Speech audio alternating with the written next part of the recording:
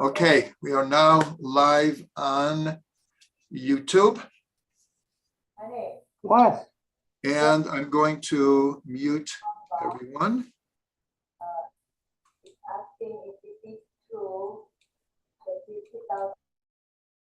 Okay, everyone is muted. And now I can record.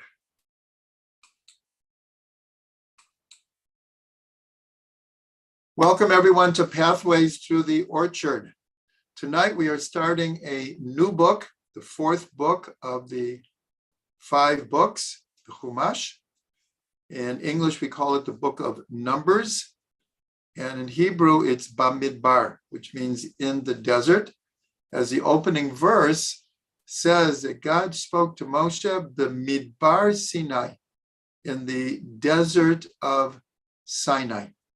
But it's more than just that it's in the first verse. The whole book is really about 39 of the 40 years that we wandered in the desert. The book begins in the beginning of the 2nd year in the desert. We were at Har Sinai almost that entire time. And now it's time to go into Eretz Yisrael. And so in this parsha, the census is taken, the tribes are arranged in their marching orders, the number of people qualifying to be in the army are counted, the men from ages 20 to 60, and we begin the march towards Eretz Yisrael. We know that in a few portions, we'll have the incident of the spies, the 12 spies that were sent to Israel as we were approaching the land. And of course, disaster struck. They came back with an evil report, and they told people we can't defeat the people here. And so people said, let's pick new leaders. Of course, it was a disaster. This caused the people of Israel to wander for 40 years. So the book of Bamidbar are all of the incidences, the events that take place during 39 of the 40 years. And the book ends as we're about to go into Israel with a whole new generation. It's 40 years later and a whole new generation. The whole book of Devarim takes place in 37 days. It actually says it explicitly that Moshe began to say the book of Devarim, Deuteronomy, on the first day of the month of Shvat. And according to tradition, Moshe passes away on the 7th of Adar, which is 37 days later. So that's just an introduction to the book of Bamidbar. But let's go back to the idea that in English, it's called the book of Numbers.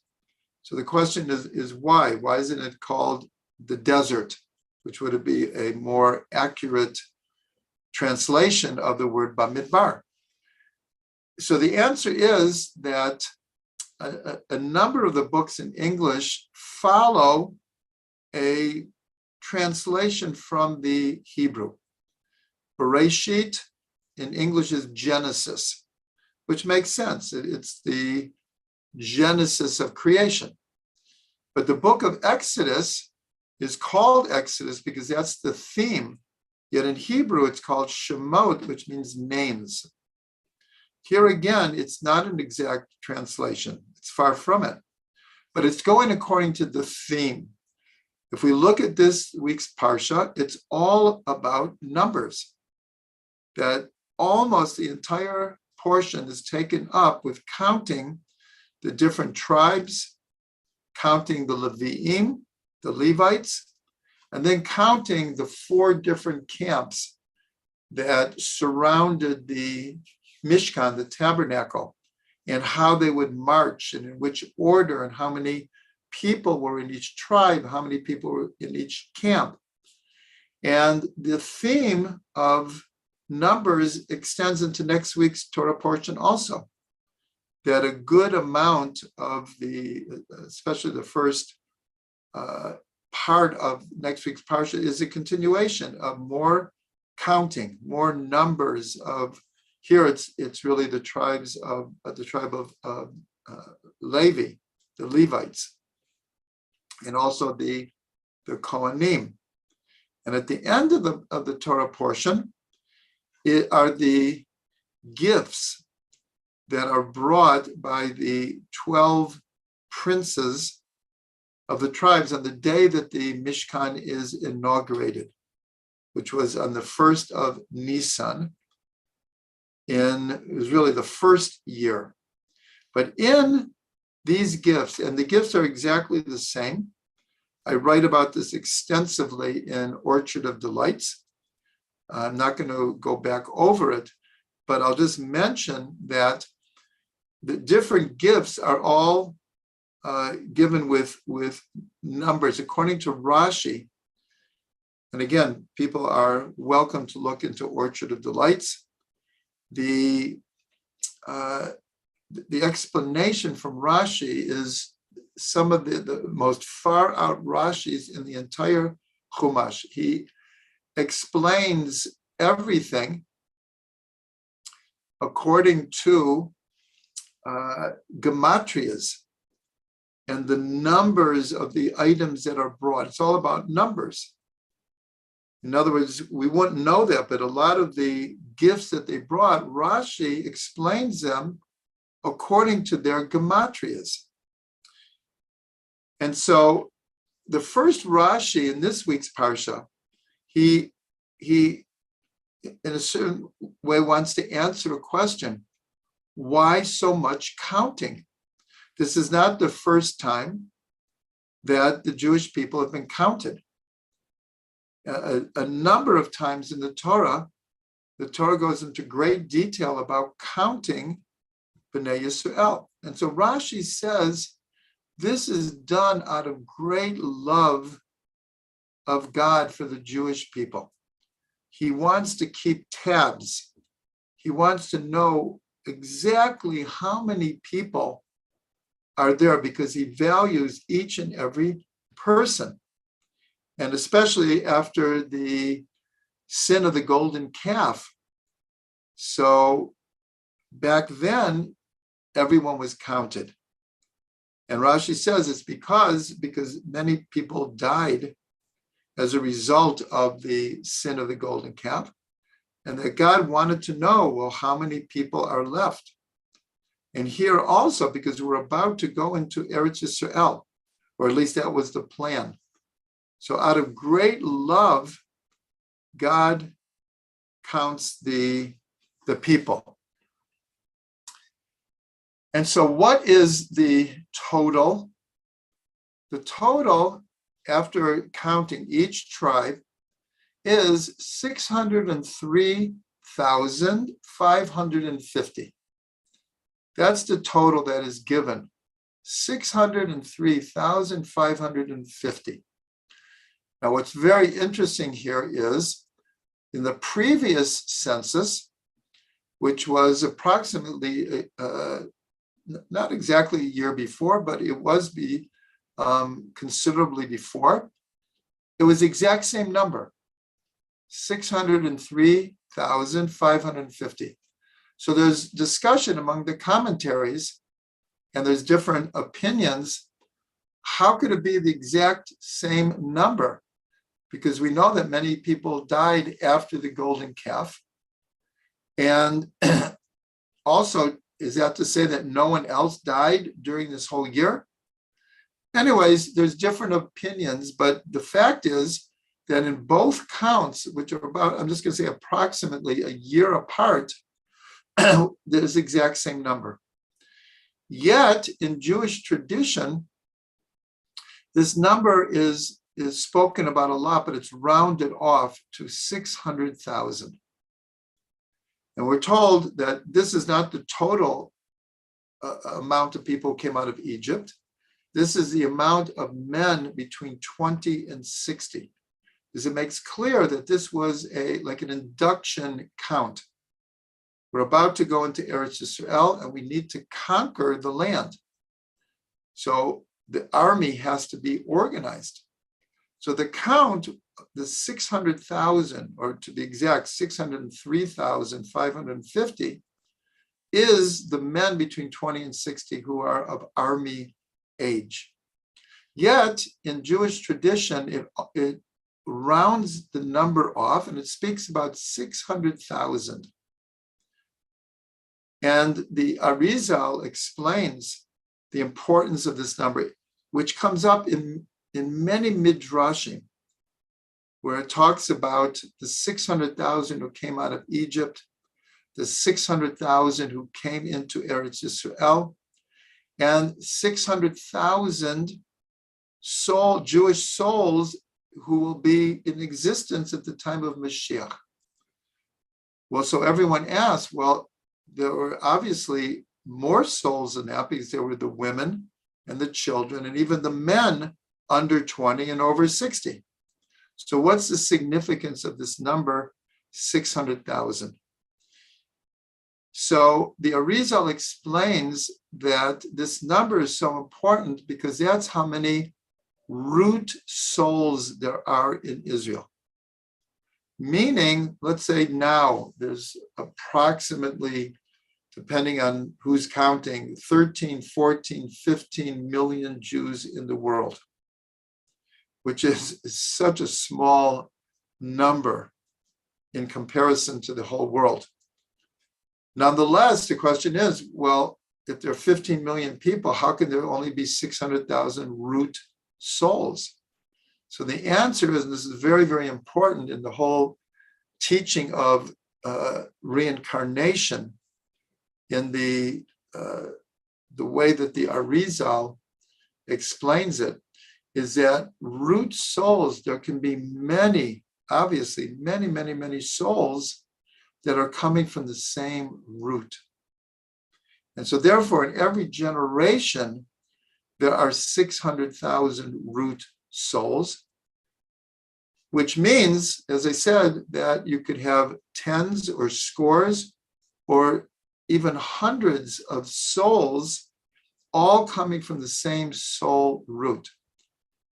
Ultimately, we're taught that all 600,000 souls, in a sense, are parts of one total soul. And we have this expression, Kol Yisrael Arevin Zelazeh. All of Israel is responsible one for the other. This word, Arevin, responsible, the same root it's the name of the evening prayer, Ma'ariv. What does Ma'ariv mean, actually? It means mixing, where light and dark is being mixed. It's a change from day to night. And so there is what we call twilight, where there are, around sunset, where for 30, 40 minutes, you can actually watch it go from light to dark. And that's what Ma'ariv means. So when we say all of Israel is responsible one for the other, it can also be read, all of Israel is mixed up together, one within the other. Because, as I said, many people are sharing the same root souls. And ultimately, these 600,000 root souls are all part of a all-inclusive soul of Israel, which is called Klal Yisrael, the totality of Am Yisrael. The Zohar, what I'm going to say is something that almost everyone has heard, says there are 600,000 letters in the Torah. And therefore, since there's 600,000 root souls and 600,000 letters in the Torah, every root soul is connected to a letter in the Torah. Now we have a slight problem here, because if you will count the letters in the Torah, we have about half of 600,000, 304,805. That's an exact count of how many letters in the Torah, 304,805. So the question is, so how could the Zohar say there's 600,000 letters in the Torah?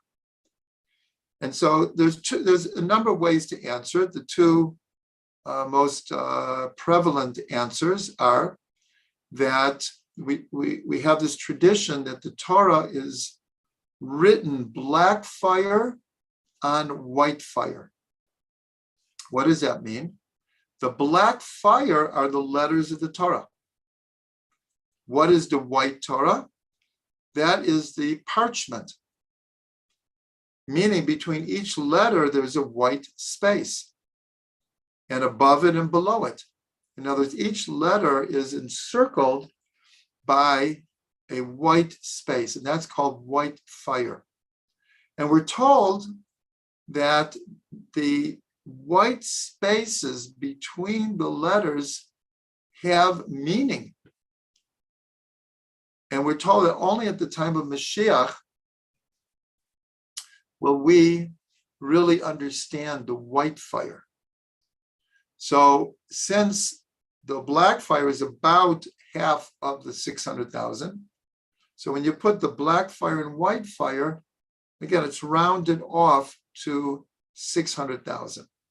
The other way of answering it is that many letters in the Torah are actually a composite of a number of letters. We'll just take the first letter, an Aleph. So we're told that an Aleph is actually made up of 3 different letters. It's a Yud above, a Yud below, and a slanted Vav between them. So there's actually 3 letters. Not all letters are like that. Many of the letters are just the letter that they are. Others are composite letters. And so one of the explanations is if you count all the composite letters within the 22 letters, you will come up with, again, the rounded off number of 600,000. So there's a beautiful teaching that I'm going to show you, that we're told that one of the what are called Roshei Tevot, if you take the word Yisrael, and it's actually called Notirokon, when you take each letter of a word, and that letter becomes a word itself.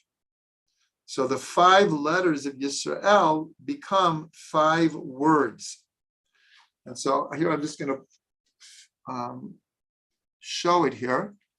So here is the Yud of Yisrael, the Shin, the Resh, the Aleph, and the Lamed. But what does it spell out?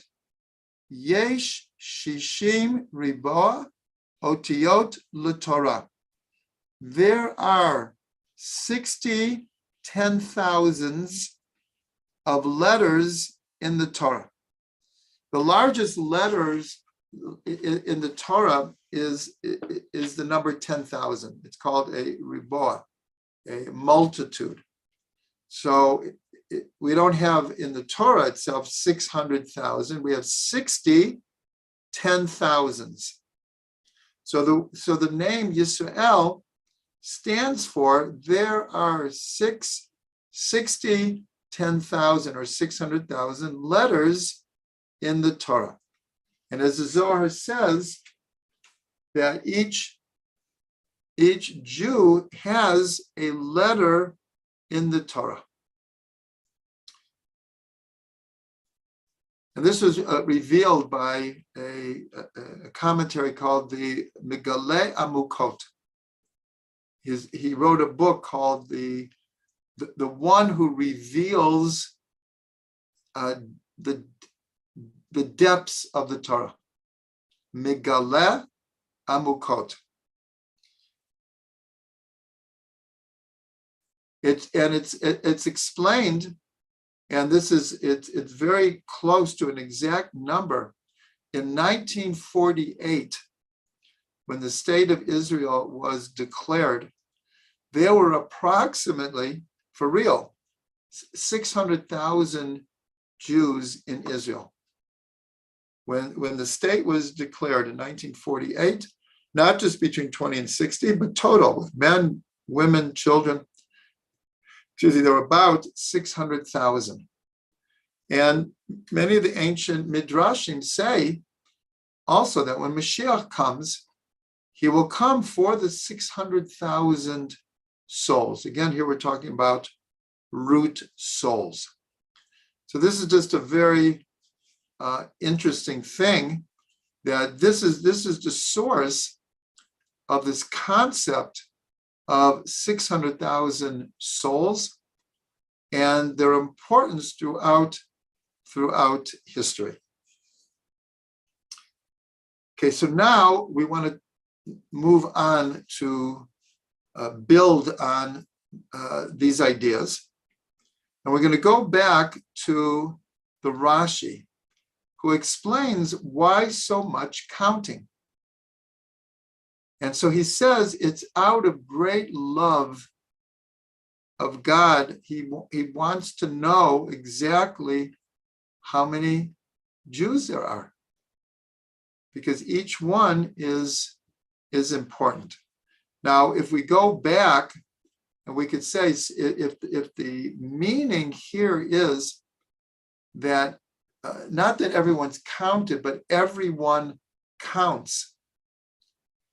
But then we could ask, well, so why are you only counting the men between 20 and 60? So that's where the Midrash comes in, that says there were 600,000 men between 20 and 60, but there were also 600,000 women and 600,000 children. So again, this number, and we could call it a symbolic number, but we understand that the counting was exact. The counting was not rounded off. 603,550. And if you add up how much were in each tribe, that's the number you would get to. But here, we could take this and in a way turn it around, that God is counting the souls of Israel, because each soul is precious, each soul counts. And we know the tradition that if you have a Sefer Torah and even one letter is missing, then the Torah becomes pasul. It becomes not usable when publicly reading it. You can fix it, but if during a public reading, if a mistake is found, a letter is missing, an extra letter is there, the letter is broken, the ink is broken off, it becomes not usable. And so we're told it's the same thing with the Jewish people. This idea that we're all 600,000 root souls are part of a all-encompassing one soul. And if even one is missing, it's as if all of Israel is not complete. So this is quoted extensively in Jewish tradition, this idea, and it's actually a verse in the book of Shmuel, where Shmuel says that God won't leave anyone behind. Lo yidach mimenu nidach. No one will get left behind. Everyone is important. Everyone counts. So here we can turn it around, and this is the point I want to make now, the idea of numbers in the Torah. Because we could ask a question, if the Torah is eternal, and it is, and every Torah portion, every mitzvah, every story has eternal archetypal meaning for each person in every generation. So we could ask, why do we have to know the exact number of each one of the tribes from 3,300 years ago? What is that telling us today? So we already actually answered the question, because it's one thing to say everyone counts. That's a pretty general statement. But if God takes the time to instruct Israel to count everyone, so the teaching is in that method. This is what in the 1960s, and I quote this in Orchard of Delights, Marshall McLuhan said, the media is the message. In other words, the way you show something, that becomes part of the meaning, and sometimes it becomes the vehicle for the meaning. So it'd be one thing for God to say, the total number, the Torah could have said that God commanded Moshe to count everyone in Israel. And Moshe counted everyone, and the total was 603,550. The Torah, in theory, could have said that. But here it goes through in great depth to show us, that's the message here, that's the medium is the message, that no, it means counting each and every person individually. And especially in a world like we live in now, where everything's numbers and algorithms and, identity numbers and credit card numbers, everything is numbers. Even when you check out of a store now, it's all coded into numbers. And so it's really easy to get lost in the bigger picture. So we look at the numbers in the Torah and we analyze them and we find meaning in them. And that's why a scribe, someone who writes the Torah, or writes mezuzot or tefillin or megillot, the one who writes this, the scribe, is called a sofer. You would think, though, that the person writing maybe would be called a katvan, the writer. But he's called a sofer, which means the one who counts. What does this mean? It means that there is a numerical code running through the entire Torah. That's one of the levels, one of the many levels, is the entire Torah can be understood as a mathematical code. And we know that because each letter equals a number. And so every word has a numerical value. And so out of our love of Torah, just like God counts because of his love for us, we count the numbers in the Torah and try to find deeper meaning in them out of our love for Torah, because God gave us his Torah, and we understand that it's infinitely deep. And so all the numbers in the Torah have significance.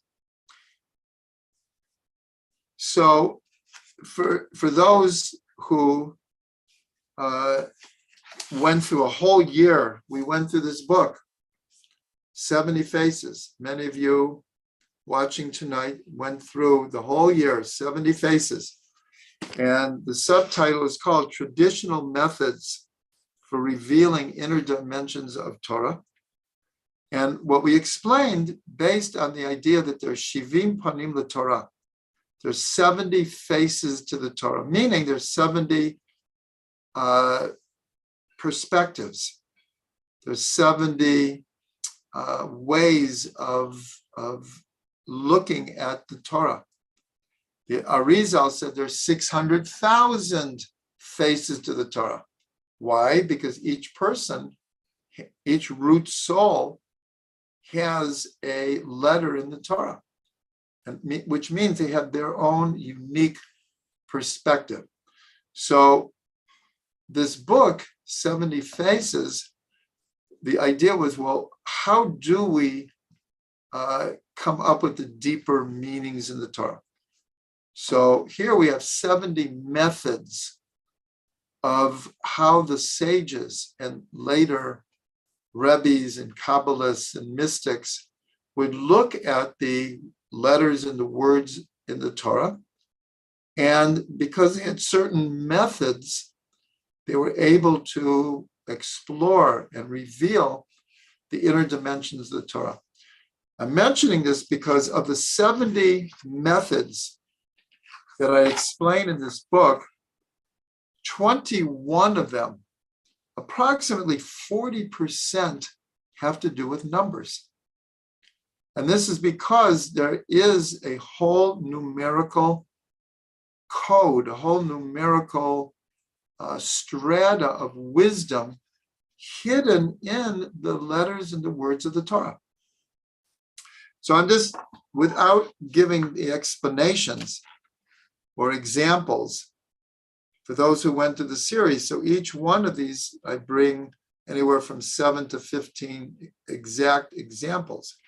But we have gematria, which means the numerical value of each letter in a word, and the total. Then we take it and we see if other words have the same total. And if they do, then we look for correspondences between them, which reveals tremendously deep insight. Rashi, as I explained in next week's Torah portion, uses gematria extensively.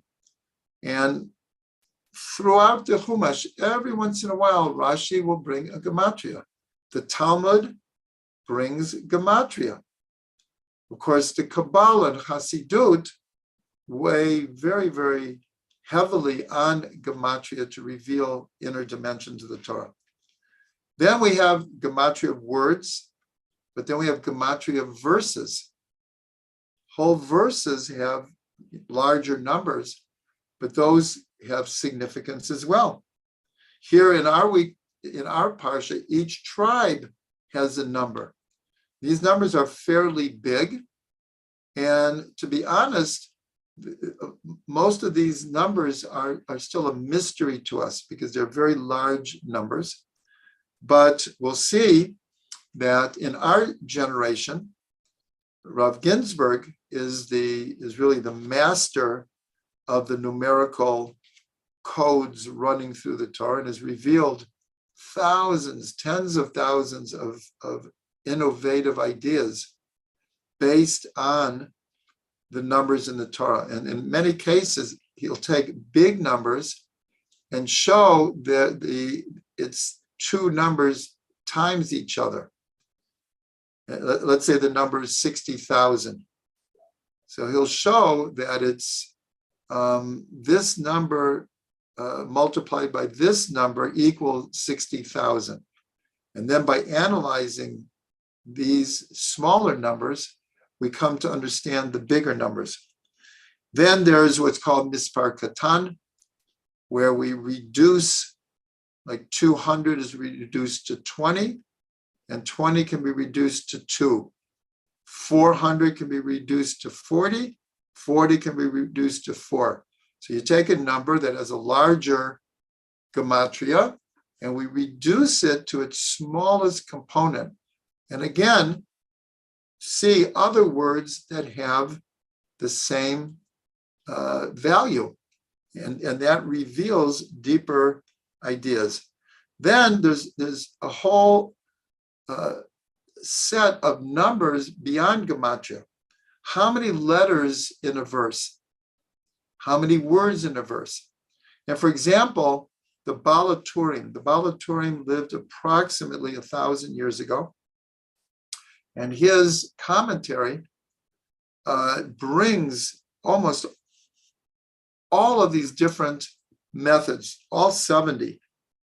He was a master, and he was one of the most important links between earlier generations and later generations, because he had the tradition, the Masorah.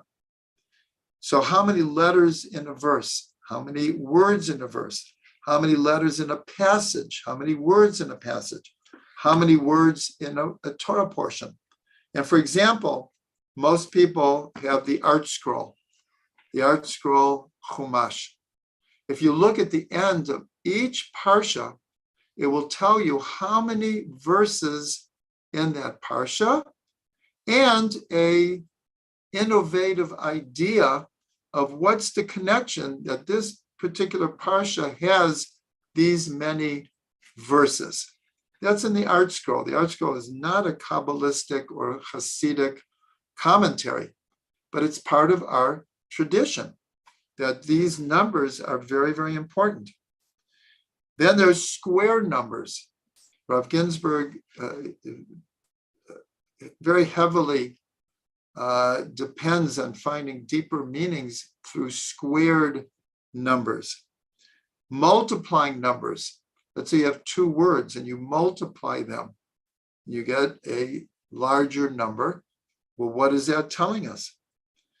Then you can add two words together. Then the significance of where letters, words, or verses are in their placement. For example, this past parsha, Bechukotai, was the 33rd portion of the Torah. And it just turns out that every year, the 33rd day of the Omer, Lag BaOmer, will come out during this parsha. And again, every parsha is numbered up to 54, but that has significance. Now, I'm not even going through all of these, but then there's numbers connected to time, numbers connected to measurements. This is especially in the Mishkan. Especially in the Mishkan, where the dimensions of every article in the tabernacle is spelled out. Well, each one of these numbers has significance. And of course, there's scores of commentaries over the years to explain these.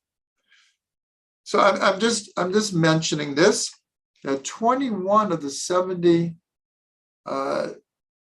methods of coming up with the deeper dimensions of the Torah are through the numbers.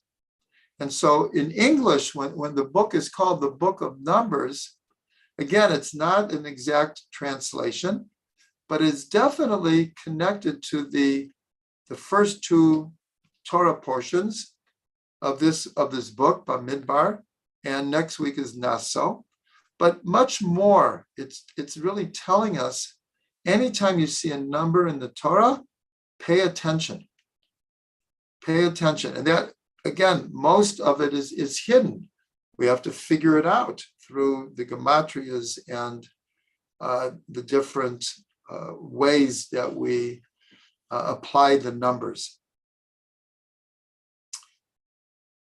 Okay, now I want to give over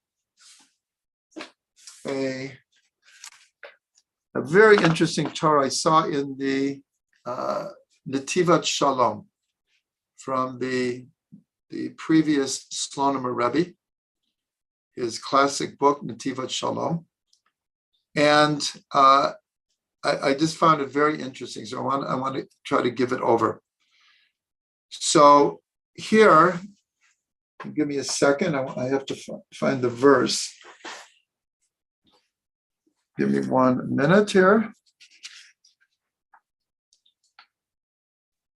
Okay, so when the Torah begins the census, the count, so it says like this: Se'u et Rosh kol adat b'nei Yisrael lemishpachotam lebeit avutam b'mispar shemot kol zachar legululotam. So very interesting, and many commentaries go very deep into this. It doesn't say count the entire congregation of Israel. It says Se'u et Rosh kol adat b'nei Yisrael, lift up the heads of the entire congregation. So this idea of lifting up the heads is this idea of making people feel like they count, that they're not just a number in a big group. Everyone has their time, everyone has their place, everyone is given a chance to shine. So that's what it means, Se'u et Rosh b'nei Yisrael. The idea of making people feel important, counted, significant, noticed, appreciated. All these different ideas are explored because of this language. And then it continues, and it says, you should count them to their families, to their father's house. And this is the main thing I want to get to. It says, b'mispar shemot, in the number of their names. Kol zechar legulotam. Because again, the counting here is the men between 20 and 60 who are of army age. So the Solomon Rebbe points out in the other censuses that are taken in the Torah, it does not say b'mispar shemot, according to the number of names. So he wants to explain why here do we have this idea. So he explains that here we're talking about what are called the door that came out of Egypt, the generation that came out of Egypt. Now that's not the same generation that goes into the land, because during the 40 years, all the men between 20 and 60 pass away, and it's a whole new generation that comes into the land. And so in Jewish tradition, there's a difference made between these two generations. The generation that comes out of Egypt is called Dor Deah, the generation of knowledge. And they're considered to be on a very, very high level, higher in many ways than the generation that goes into the land. But here the Slonim Rebbe, and what's interesting is there's this idea that when you're learning something and you have a question or something pops out at you, and then you continue learning, and it's like whoever wrote this piece says the same thing. As you're one step ahead. So that's considered like a great honor or merit that you're on the same wavelength as the person who's writing this piece. So when I'm reading this, the first question that comes up to my mind is, if it's such a great generation, how did they come to sin so many times? Not just the golden calf, and not just the spies, but the whole book of Bamidbar. Some people refer to this book as the book of mistakes, because there are many, many mistakes made here. And so the question is, and the Slonim Rebbe asks the same question, if they're on such a high level, how did they fall so many times? How did they fall short of the mark so many times? And they did not merit coming into the land. That's his question. So he answers it in a number of ways. So first of all, and And he says, because if you look in the book of Yoshua, when Yoshua passes away, so the book says that the whole time that Yeshua was leading the Jewish people in conquering the land, everyone kept the Torah. It wasn't like the generation in the desert, that there was all these rebellions, and let's go back to Egypt and golden calves, and the book of Yeshua says that people followed the Torah. No kunzing. So that makes the question even stronger. So why do we call this generation that came out of Egypt such a great generation? So the Slonim Rebbe explains a general principle that is not easy to understand, but it's a very big reality, where the sages say the bigger the neshama, the bigger the evil inclination. We would think just the opposite. Our logic would tell us that the greater the neshama, then the greater control that they have over their Yetzer Hara, and it's less of a problem. But the Gemara says just the opposite. The greater the neshama, the greater the evil inclination. But this needs explanation, because here we're talking on a more subtle level, that we're not talking about the desire to sin or a weakness in the face of the Yetzer Hara. We're talking more on refined midot. And so the greater the neshama, so the greater their influence, the greater their power. And so that leads to, in many cases, pride, or it could be arrogance, or lack of sensitivity, because they don't understand, not everyone's on their level. So that's one of the ways he explains it, is this was in truth a very, very great generation. But they also had a huge Yetzer Hara. And he brings as an example, very interesting, of Yosef. When he is in the house of Potiphar, so we know that Potiphar's wife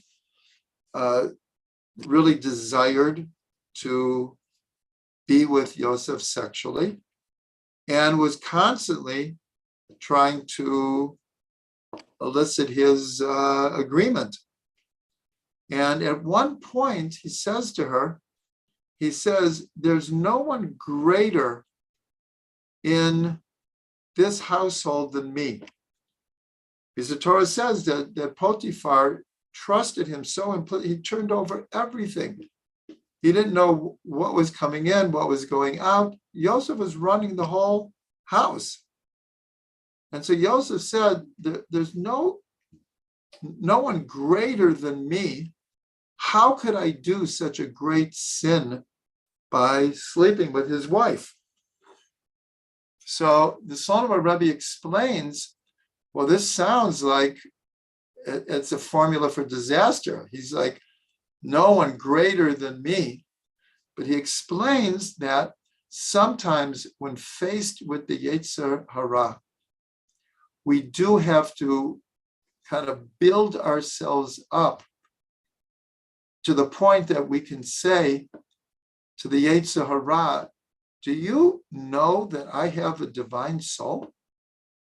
Do you know the power that I have?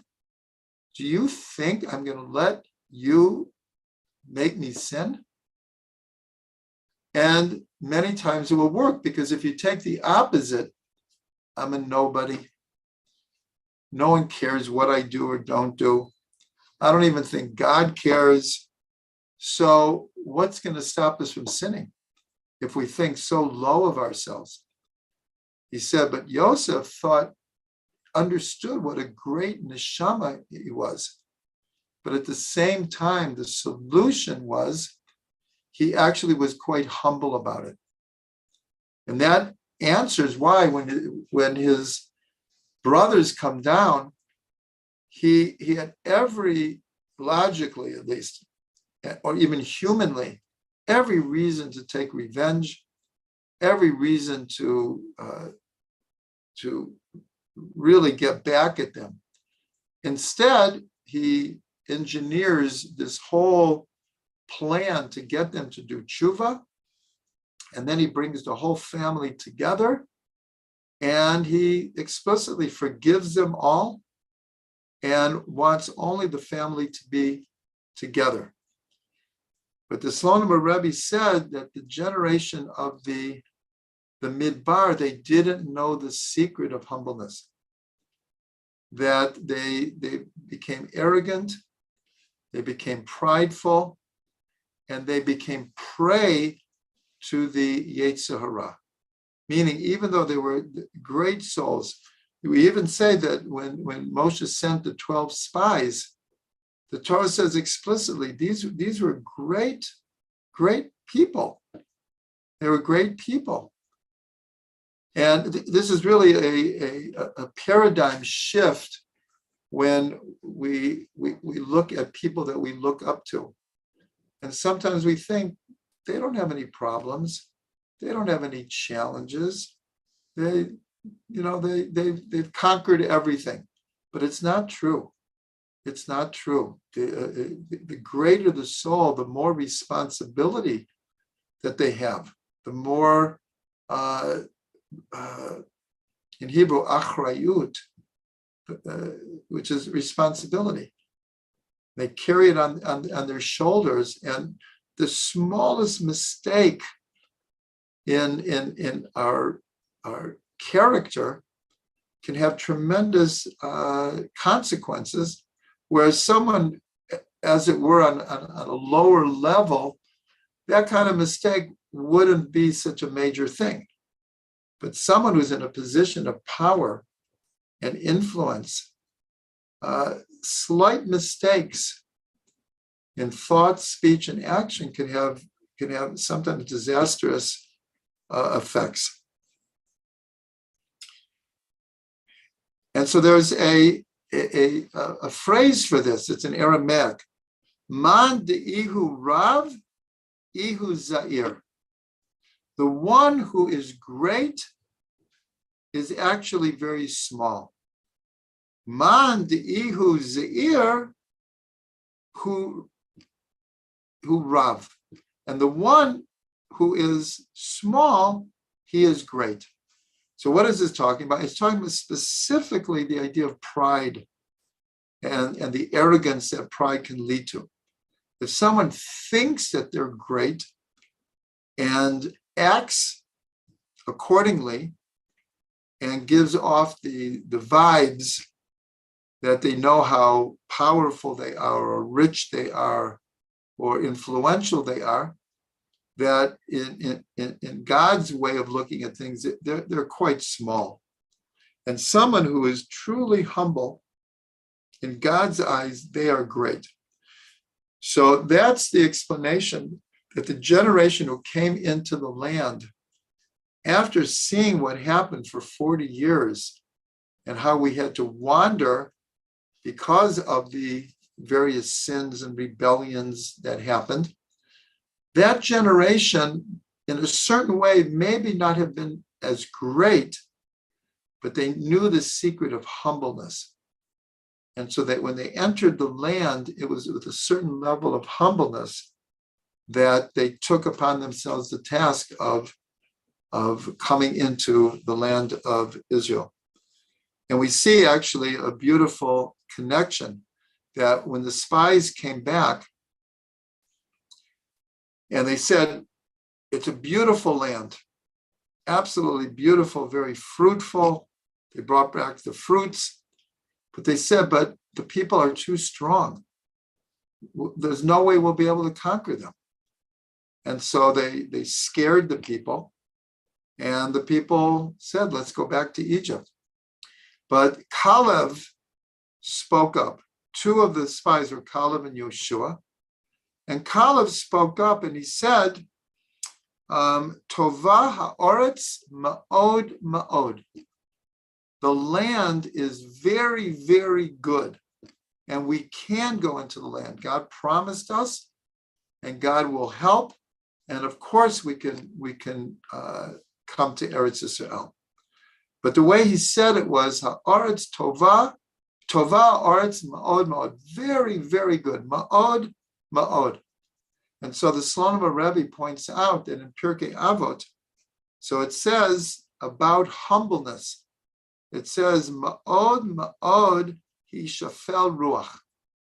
That a person should be lowly of spirit very, very much. Again, this doesn't mean a lack of self-esteem.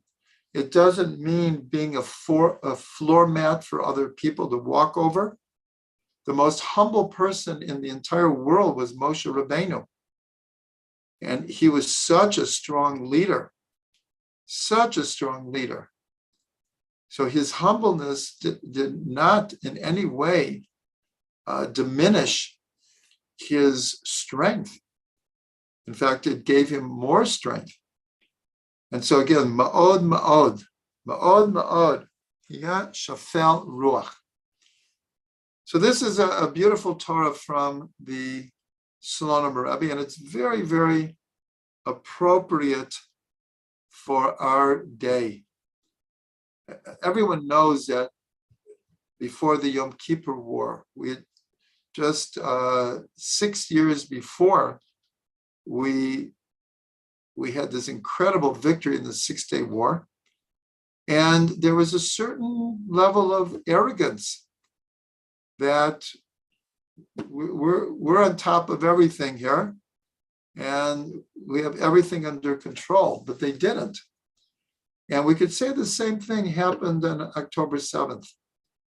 That the government, the army, the intelligence, the people became